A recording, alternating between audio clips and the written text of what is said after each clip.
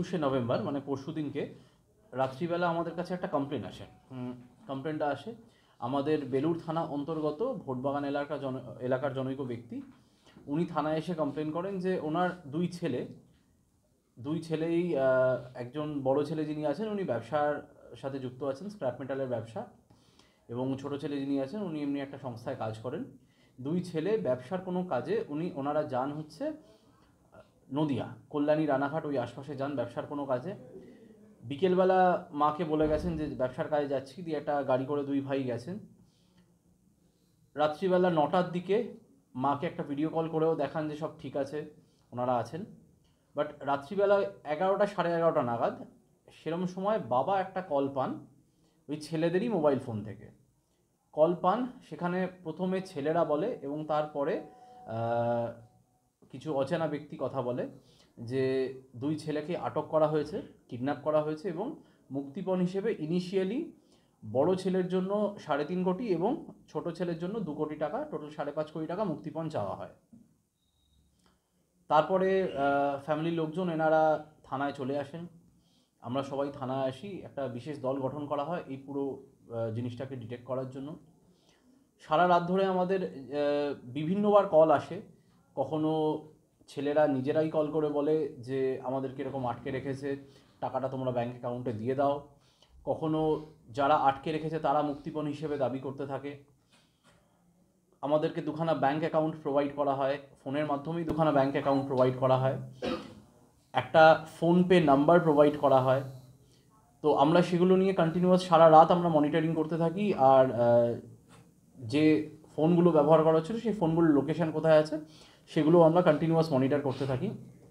আমাদের আইসি বেলুড়ের নেতৃত্বে একটা স্পেশাল টিম ইমিডিয়েটলি বেরিয়ে যায়, যার মধ্যে আমাদের আইসি বেলুড় ছিলেন, আমাদের এই থানার মেজবাবু তন্ময় আছে, তন্ময় এই কেসটার আয়ও, বড়বাবু, মেজবাবু এবং আমাদের যে পিসি ওসি আছে প্রসেনজিৎ, এরা 3জন বেরিয়ে যায়। আমাদের ডিডি থেকে কিছু অফিসার আসে, দিয়ে ডিডি আর থানার মিলিত একটা টিম চলে যায়। আমাদের ইন্সপেক্টর প্রসেনজিৎ আছে, প্রসেনজিৎ আমাদের ডিডির ইন্সপেক্টর, ব্যাকএন্ডে পুরো কাজটা করছিল, পুরো সবকটা কল মনিটর করা, সেই কলের মানে সেই যে মানে সিমগুলো আছে সিমগুলো কার নামে নেওয়া, তার কি লোকেশন আছে ইত্যাদি ইত্যাদি। তো শুরুতে আমরা এদের লোকেশন পাই নদিয়ার রানাঘাট অঞ্চলে। তো ইমিডিয়েটলি এসপি রানাঘাটের সাথে যোগাযোগ করা হয়, ওনারা খুব কোঅপারেট করেন। আইসি কল্যাণী, আইসি রানাঘাট, এনাদের সাথে যোগাযোগ করা হয়। তারপর যেটা হয়, সে টিমটা মুভ করে, ইনক্লুডিং আমাদের যারা ভিকটিম আছে তাদেরকে নিয়ে মুভ করে আরও উত্তরের দিকে। সেই সময় আমরা লোকেশন পাই ফারাক্কাতে, লোকেশন পাই, এবং ওখানে যারা আছে আমাদের জঙ্গিপুর পুলিশ ডিস্ট্রিক্টে তাদের সাথেও যোগাযোগ করা হয়। এর মধ্যে একটা ব্যাপার যেটা হয় সেটা হচ্ছে, একটা হোটেল ছিল, সেই হোটেলটার নাম হচ্ছে রয়্যাল হোটেল অ্যান্ড লজ।